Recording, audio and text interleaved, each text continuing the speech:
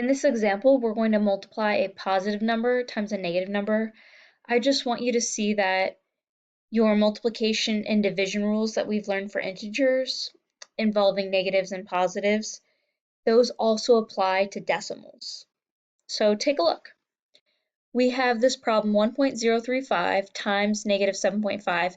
We know that it's multiplication because in between the parentheses, you don't see an operation. When you don't see an operation between the parentheses, that means multiplication.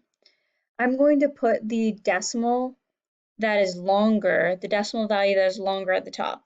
So 1.035 is not the larger decimal, but it is the one that is longer. There's 4 numbers here. And then below, I'm going to place the 7.5. Now, we do not need to line up the decimals when we're multiplying. You only line up the decimals when you're adding or subtracting decimals. So now I'm going to grab a different color and then show that I'm multiplying by 5 first. So 5 times 5 gives me 25. I carry the 2.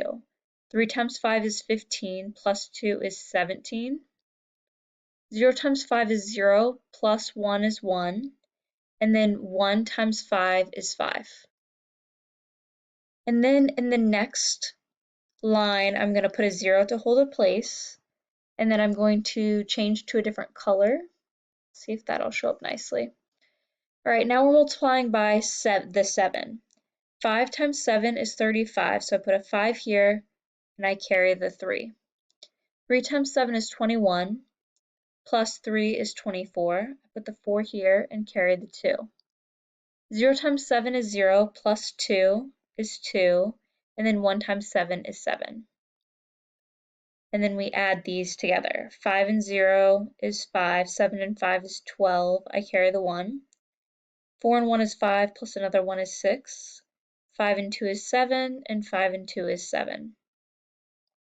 Then from here, I need to look back at the decimal. So there's a decimal here, and there is a decimal here, and then I need to count the number of total places.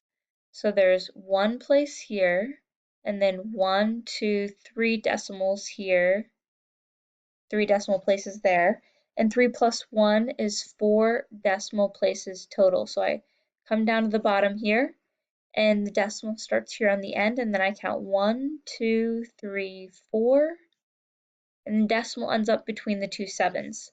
So my final answer is 7.7625, and I also need to think about, is this a negative or a positive? Well, a positive multiplied by a negative yields a negative result. So the answer is negative 7.7625.